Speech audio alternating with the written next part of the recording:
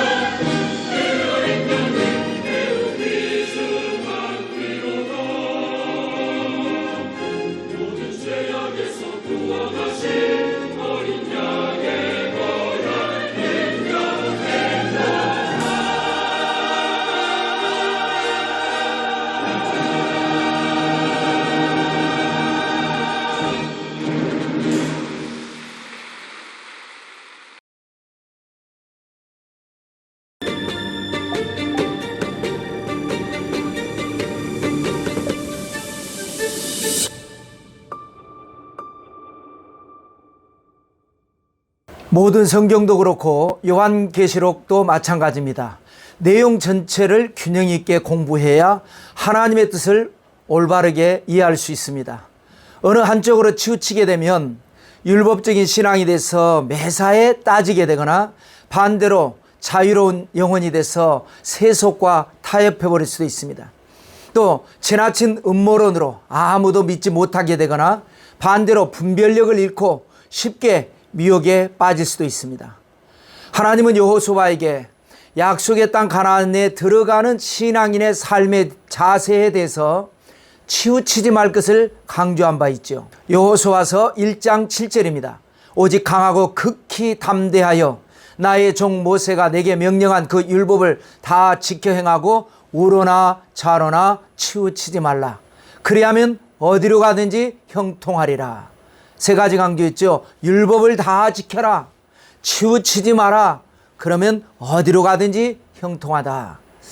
성경은 부분에 피리 꽂히면 안 됩니다. 전체를 알고 전체를 가슴에 담고 사는 믿음이 중요한 것이죠. 자, 지난주에 계시록 2장 말씀 나누었습니다. 에서보도 네 교회에 대한 편지 내용을 정리했죠. 에베소 교회는 사도시대의 역사를 우리가 담았다고 말씀했죠. 서머나 교회는요, 박해시대를 살았던 교회의 모습, 버가모 교회는 국교시대 기득권을 가진 교회, 두아디라 교회는 종교 암흑시대에 대한 말씀을 나눴습니다. 오늘은 이제 계시록 3장 사빌라 새 교회에 대한 말씀 나누겠습니다. 각 교회마다 5가지씩 내용으로 정리를 하는데 기억하기 좋게 제이 지저스 예수님은 어떤 모습으로 그 교회를 찾아오시는가, 그리고 GNB, ENP 좋은 점, 나쁜 점, 그리고 권면과 약속 이렇게 하겠습니다. 자, 오늘은 이제 새 교회니까요. 첫째로 4대 교회가 되겠습니다. 4대 교회는 종교개혁 시대입니다. 1517년부터 1798년까지 1517년은 루터의 종교개혁을 일으킨 해입니다. 영적인 한거죠. 그 다음에 1798년은 프랑스 혁명이 일어난 무력 강거가 되겠습니다. 프랑스 혁명은 시민들이 왕을 쫓아냈을 뿐만 아니라 그동안에 부패한 왕을 옹호해 준 교황청까지 공격한 것입니다. 자, 그 근거를 찾아본다면 계시록 3장 4절에 4대에 옷을 더럽히지 아니한 자 몇 명이 있다라고 했습니다. 중세 암흑시대는 영적으로 타락했던 시대입니다. 그러니까 다 옷이 더러워졌죠. 그런데 거기에 옷을 더럽히지 아니한 자, 개혁을 외친 사람들이 있었습니다. 영국의 존 위클리프, 체코의 얀 후스, 이탈리아의 사보나롤라, 스위스의 쯔빙글리, 네덜란드의 에라스무스. 자, 그러다가 이제 결정적으로 1517년에 마르틴 루터가 비텐베르크 성당 입구에 95개 조항의 개혁 선언문을 붙임으로 개혁의 불이 활활 타오르게 되고, 그래서 프로테스탄트, 오늘날의 개신교가 탄생하게 됩니다. 개인적으로는 이제 4대 교회는 투쟁하는 신앙 유형입니다. 이제 뭐들을 알게 됐습니다. 그래서 늘 투쟁하고 싸우고 하는 그런 신앙 유형이 되겠죠. 자, 4대 교회에 대한 성경적 의미를 살펴보겠습니다. 5가지로요. 먼저 예수님은 어떤 모습이신가? 계시록 3장 1절에 4대 교회 사자에게 편지하라. 하나님의 7 영과 7 별을 가지신 이가 이르시되. 에베소 교회와 비슷하죠. 에베소 교회는 7 별을 붙잡고 7 금촛대 사이를 거니시는 하나님이라고 예수님 그랬는데, 4대 교회는 7 영과 7 별을 가지신 예수님. 7 별은 동일하죠. 7 별은 7 교회 사자라고 말씀을 했습니다. 그 다음에 7 금촛대 대신에 이 4대 교회는 7 영이 나옵니다. 그래서 7 영은 성령입니다. 4대 교회는 개혁시대죠. 주님께서는 7 영 성령으로, 그리고 7 별 주의 종을 붙들고 계시는 주님으로 찾아오십니다. 개혁은 반드시 충돌로 연결될 수밖에 없죠. 개혁을 하겠다는 쪽과 하지 않겠다고 하는 쪽. 그래서 개혁의 결과 새로운 변화의 바람은 일어나지만, 그러나 그 과정에서 교회와 성도는 상처를 입을 수밖에 없습니다. 그래서 주님께서는 7영과 7별을 붙잡고 계신다라고 말씀을 하고 있습니다. 자, 두 번째로는 GNB 중에서 칭찬입니다. 안타깝게도 4대 교회는 칭찬이 없습니다. 개혁을 하는데 왜 칭찬이 없을까요? 교회가 개혁을 한 것이 아니기 때문에 그렇습니다. 오히려 개혁신앙을 가진 주의 종과 성도를 박해하고 있죠. 교회는 편지는 교회에 보내는 내용이기 때문에 칭찬이 없습니다. 그런데 이제 자세히 살펴보면 칭찬이 전혀 없는 것은 아닙니다. 그러나 4절에 보시면 그러나 4대 그 옷을 더럽히지 아니한 자 몇 명이 내게 있어 흰옷을 입고 나와 함께 다니는 일이니 그들은 합당한 자인 연고라. 교회는 타락했고 개혁신앙을 가진 자들을 박해하고 있습니다. 그 와중에 옷을 더럽히지 않은 사람들, 순수신앙이죠. 그 사람들은 흰옷을 입고 주님 나와 함께 다니리라. 왜? 그들은 나 합당한 자인 연고라. 여러분, 흰옷을 입은 사람들을 기억하시기 바랍니다. 계시록 이제 7장에 갔을 때 거기에서 잠깐 나오게 될 것입니다. 자세히 살펴보면요, 개혁자들을 가리키는 것보담도 개혁을 물론 반대하고 박해하는 자들도 물론 아니겠죠. 개혁자와 그 반대자들, 그들이 충돌하는 그 와중에서 자기 믿음을 지킨 사람들이 있습니다. 그들을 말을 하는 겁니다. 하나님께서 큰 은혜를 주신다는 것이죠. 여러분, 세상은 완전하지 않습니다. 사람도 절대적이지 않습니다. 세상에서 우리는 사람을 통해서 믿음을 갖습니다. 그것이 계기점인데요. 그러나 은혜를 받고 성령을 받았으면 그때부터는 사람을 통해서 은혜 받는 게 아닙니다. 하늘이 무너지고 땅이 꺼져도 오직 주님 붙들고 말씀 붙들고 사는 겁니다. 교회 때문에 사람 때문에 상처받아서는 안 됩니다. 자, 그 다음에 이제 세 번째 GNB 중에서 나쁜 것이죠. 책망입니다. 두 가지로 책망을 하는데요. 죽은 신앙을 책망합니다. 1절에 보시면 내가 내 행위를 아노니 내가 살았다 하는 이름은 가졌으나 죽은 자로다. 그 다음에 온전하지 못함을 책망합니다. 2절에 너는 일깨어 그 남은 바 죽게 된 것을 굳건하게 하라. 내 하나님 앞에 내 행위여 온전한 것을 찾지 못하였노니. 온전한 것을 찾을래야 찾을 수가 없다라는 거예요. 이것을 책망하고 있습니다. 그 다음에 이제 EMP 중에서 이 encouragement 권면입니다. 3절인데요. 그러므로 내가 어떻게 받았으며 어떻게 들었는지 생각하고 지켜 회개하라. 만일 일깨지 아니하면 내가 도둑같이 이르리니 어느 때에 내게 이르는지 내가 알지 못하리라. 자, 7교회 중에 책망이 없는 2교회, 서머나 교회와 필라델피아 교회를 제외하고 나머지 5교회는 권면이 다 회개하라는 겁니다. 자, 그런데 이제 4대 교회는 어떻게 받았으며 어떻게 들었는지를 생각하고 회개하라는 거예요. 복음을 들었지 않습니까? 은혜를 받았지 않습니까? 그 진리의 소중함을 깨닫고 회개하라는 거예요. 회개하지 않으면 어떻게 됩니까? 만일 일깨지 아니하면 내가 도둑같이 이르리라. 여러분, 이게 중요한 말이고 무서운 말입니다. 물론 주님의 재림이 그 날과 시는 우리는 알 수 없습니다. 그러나 그 날과 시가 되었을 때 하나님의 사람과 세속의 사람은 분명하게 차이가 납니다. 하나님의 사람은요, 그 날과 시가 되었을 때 하나님의 나팔 소리를 듣습니다. 그러나 세속에 속한 사람은 못 듣습니다. 하나님의 사람은 데려감을 당합니다. 그러나 세속에 속한 사람들은 버려둠을 당합니다. 사도 바울도 이와 비슷한 계시를 전한 바가 있죠. 데살로니가전서 5장 1절과 2절 그리고 4절로 건너뛰어서 한번 읽어보면 형제들아 때와 시기에 관하여는 너희에게 쓸 것이 없음은 주의 날이 밤에 도둑같이 이를 줄을 너희 자신이 자세히 알기 때문이라. 형제들아 너희는 어둠에 있지 아니하며 그날이 도둑같이 너희에게 임하지 못하리라. 밤에 도둑같이 임한다고 그랬는데 형제들, 교회 성도들은 도둑같이 임하지 않는다라는 거예요. 분명하게 2절에는 도둑같이 이를 것이다. 4절에는 도둑같이 임하지 아니할 것이다. 이게 뭐예요? 차이입니다. 그래서 회개하라는 것입니다. 무엇을 회개합니까? 죽은 신앙, 온전하지 못한 행위를 회개하라는 거예요. 자, 회개하지 아니하면 어떻게 된다고요? 주님이 오실 때에 도둑같이 몰래 오셔버립니다. 그러니까 주님이 오셨는지도 모르고 주님의 음성도 못 듣는 거예요.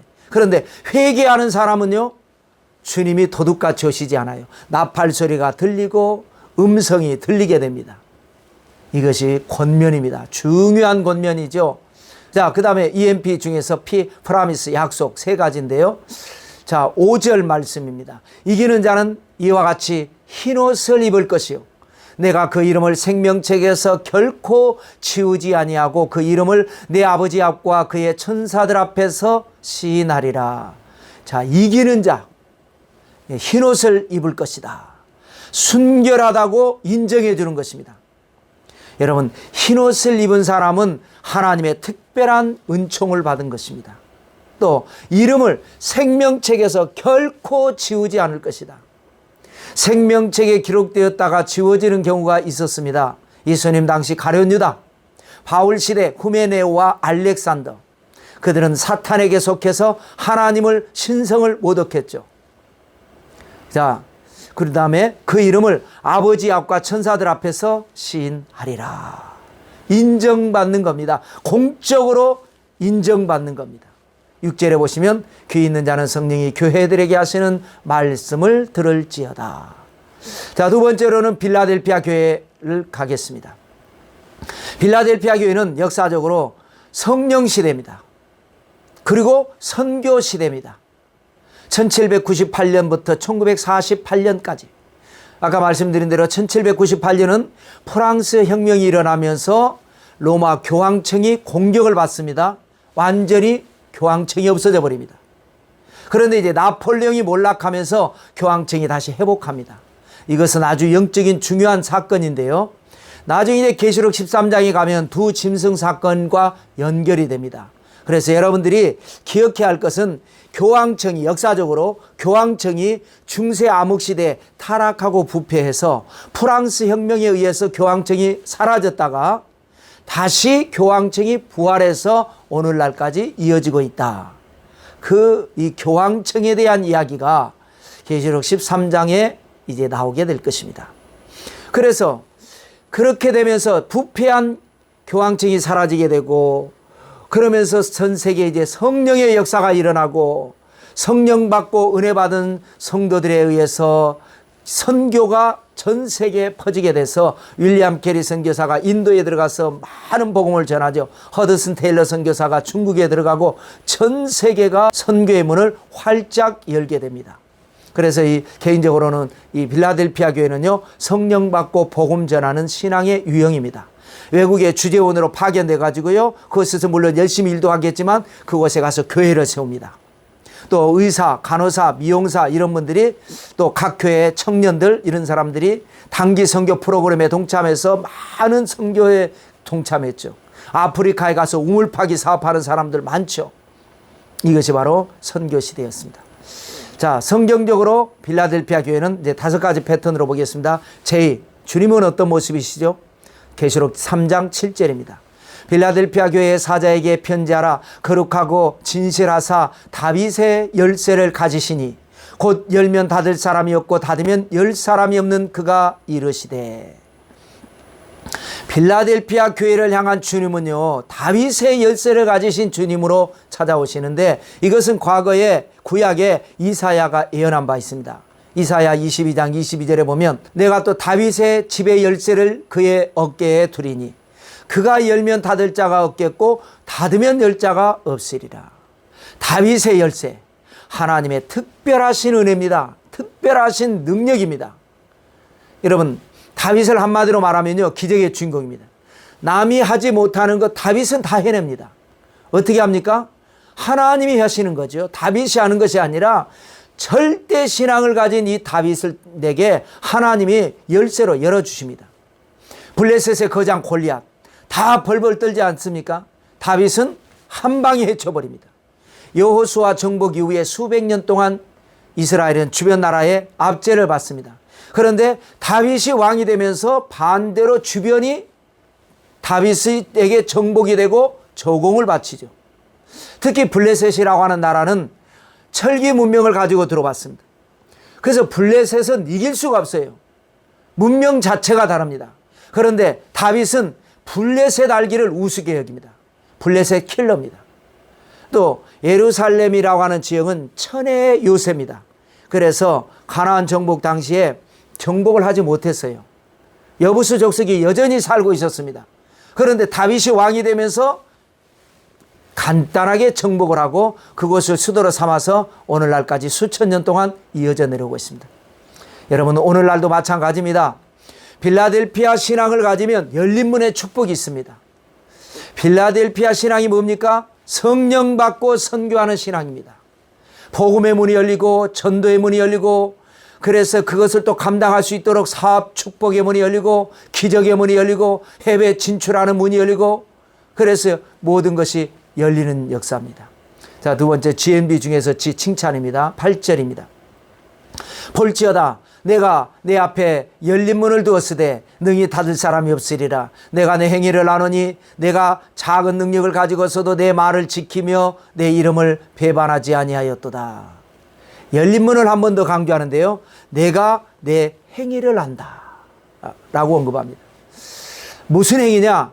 작은 능력으로 하나님의 말씀을 지켰다는 거예요. 작은 능력으로도 예수 그리스도의 이름을 배반하지 않았다는 거예요. 여러분, 예수님 제자들도 뭐라고 그랬습니까? 주님께 우리에게 믿음을 더하소서 할 때 주님께서 더해 주셨나요? 아닙니다. 믿음이 겨자씨만큼만 있어도 산을 옮길 수가 있다. 여러분, 능력이라고 하는 것은요, 많다 적다가 중요하지 않습니다.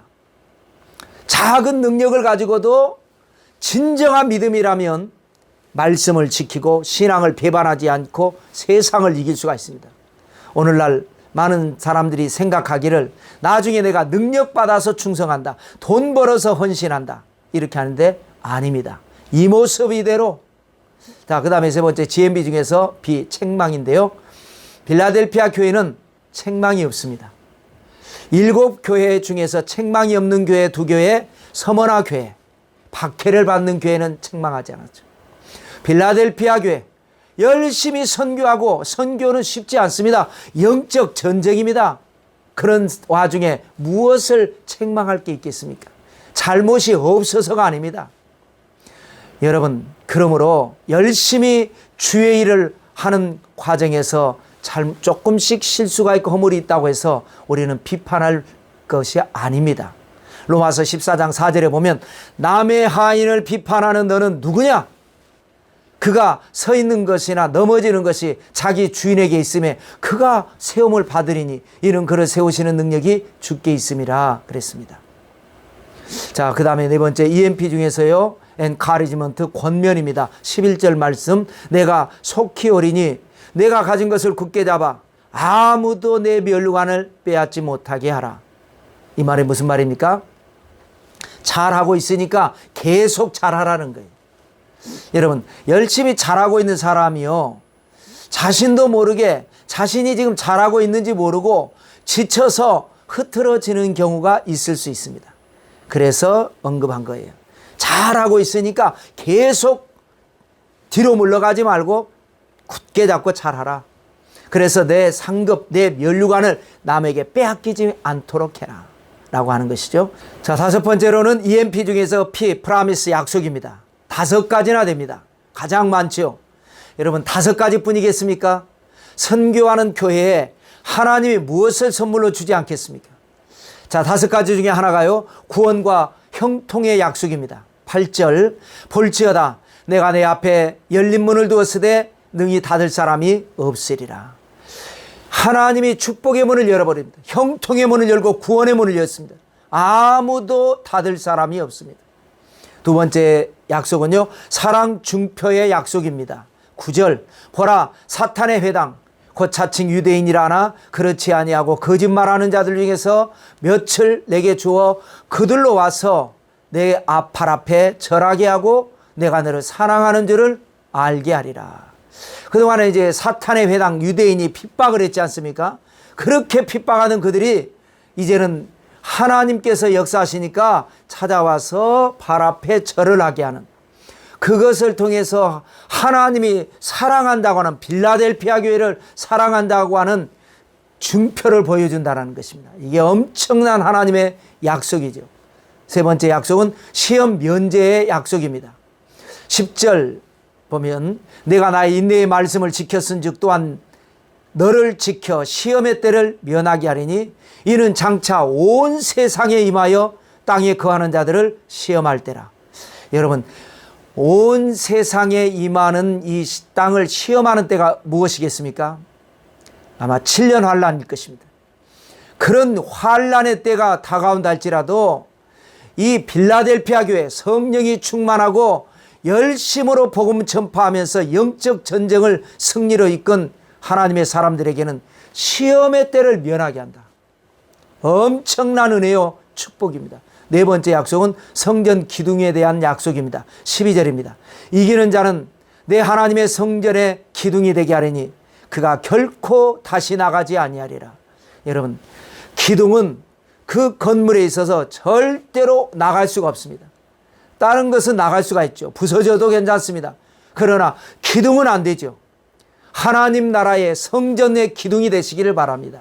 다섯 번째 약속은요, 영원한 보증의 언약입니다. 12절 중반절인데요. 내가 하나님의 이름과 하나님의 성 곧 하늘에서 내 하나님께로부터 내려오는 새 예루살렘의 이름과 나의 새 이름을 그의 위에 기록하리라. 자, 하나님의 새 이름을 기록해 주겠다라는 겁니다. 영원한 보증입니다. 하나님께로부터 내려오는 새 예루살렘의 이름, 이것이 바로 하나님의 은총의 복이 될 것입니다. 자, 세 번째 이제 마지막 교회가 되겠죠. 라오디게아 교회입니다. 라오디게아 교회는 종말 시대입니다. 1948년부터 현재, 그리고 주님이 재림하실 때까지.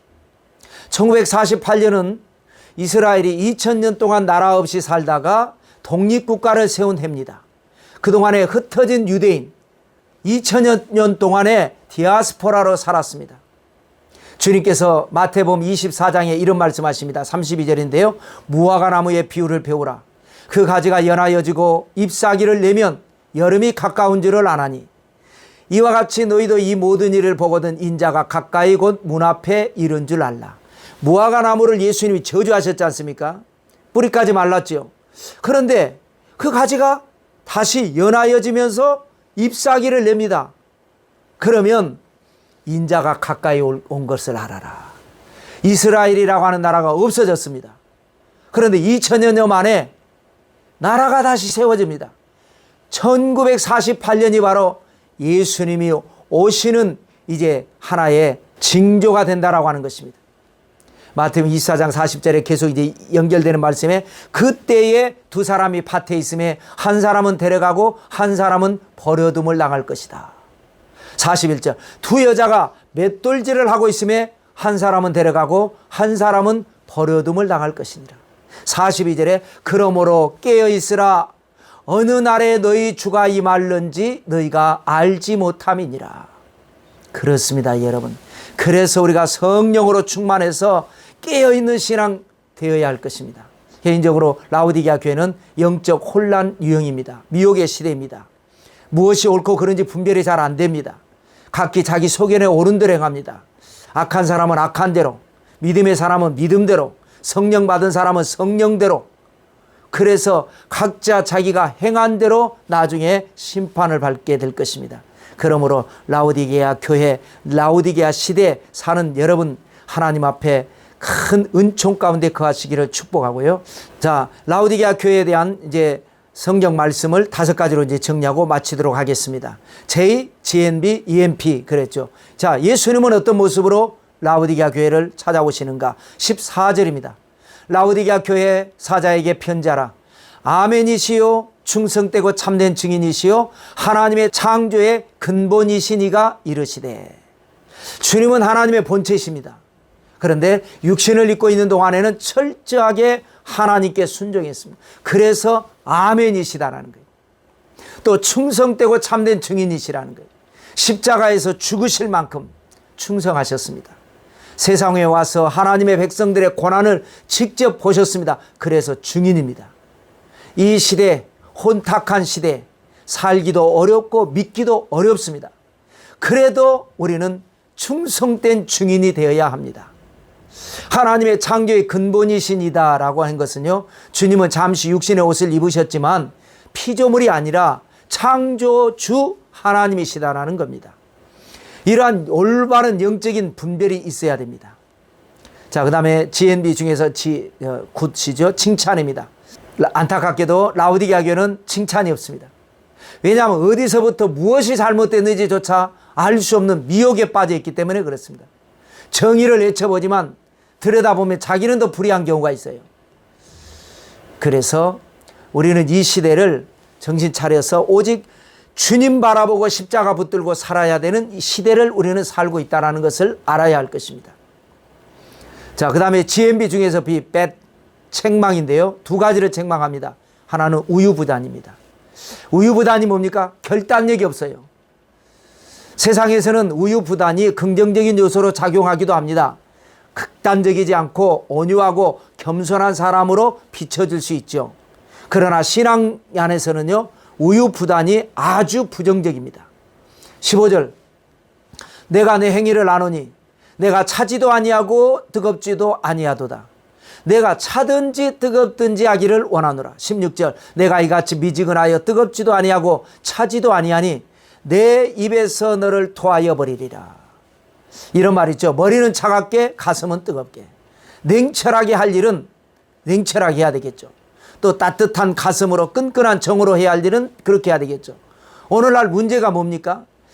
냉철하게 할 일을 너무나 정으로 하려고 하고 또 정으로 해야 할 일을 너무 정의 없이 냉철하게 하려고 하고, 여러분 죄와 사탄에 대해서는요 차갑게 대해야 됩니다. 냉정하게 맺고 끊어야 됩니다.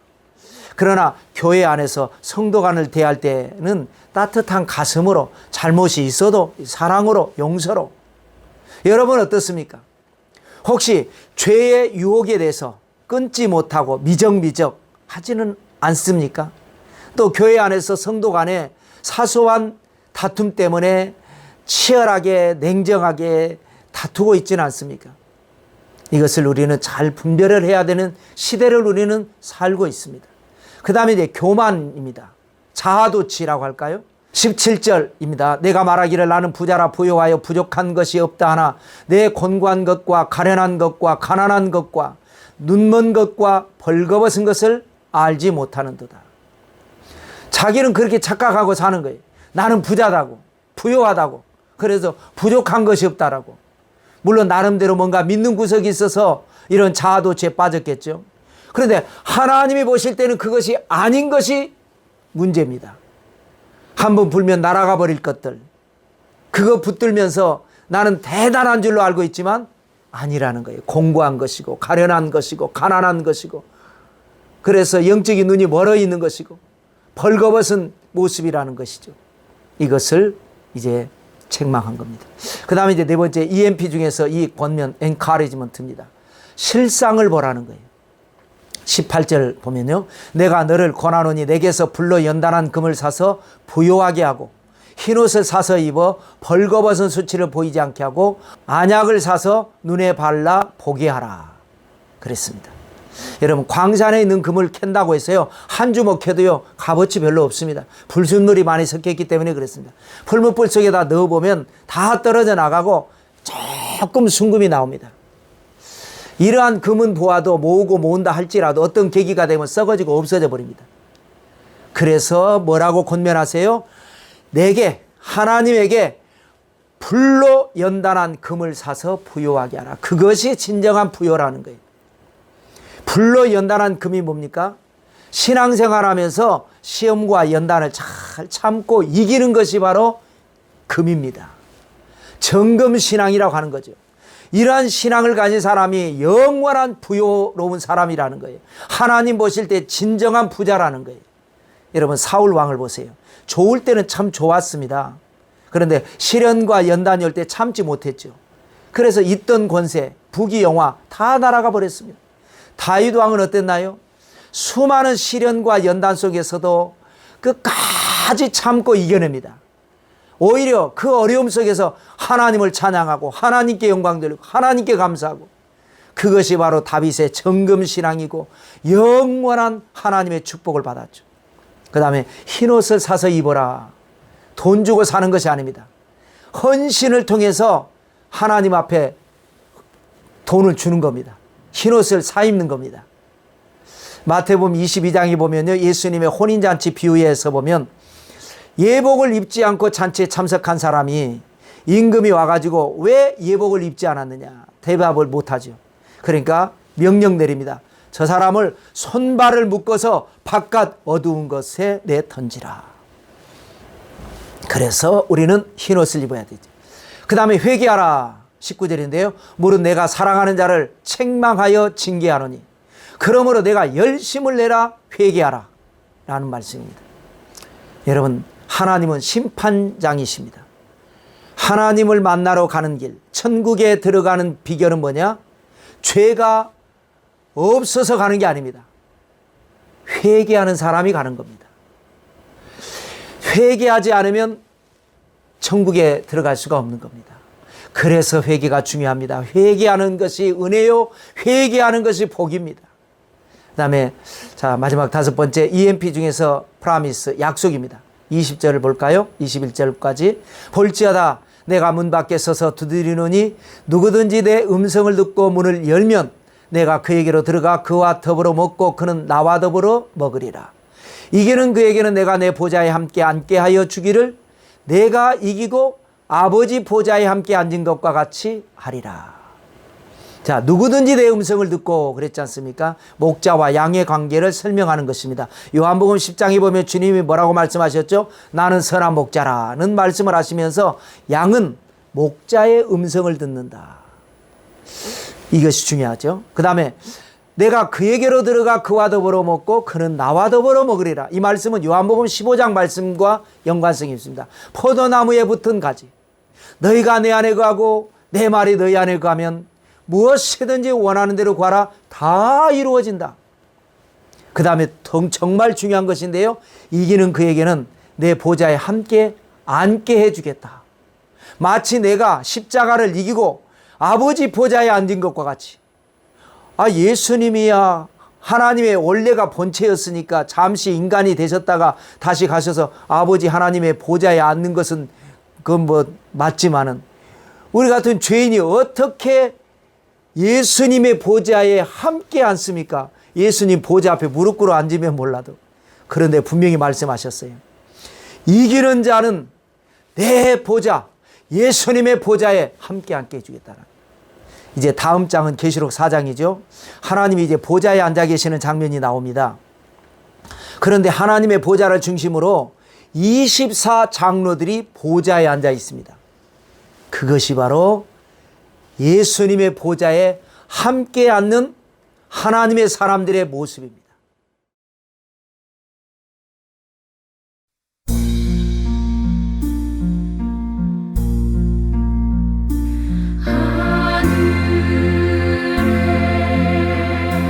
계신 아버지 이름 거룩하사 주님 나라 임하시고 뜻이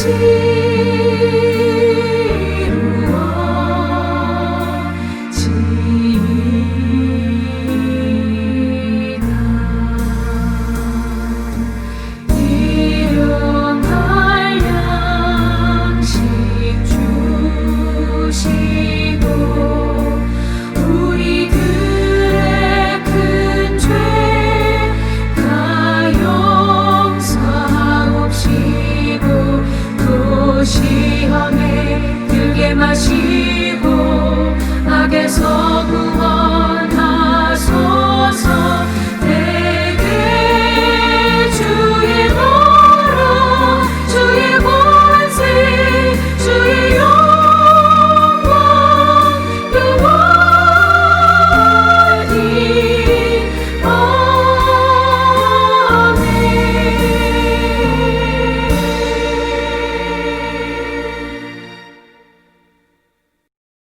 이제는 우리 주 예수 그리스도의 은혜와 하나님의 사랑과 성령님의 교통하심이 오늘도 말씀을 통해서 하나님께 영광 돌리고 믿음으로 사랑으로 순종으로 기적의 주인공이 되기를 소원하는 사랑하는 성도 개인 가정 생활 자녀 위에 넘치도록 함께 계실지어다. 아멘.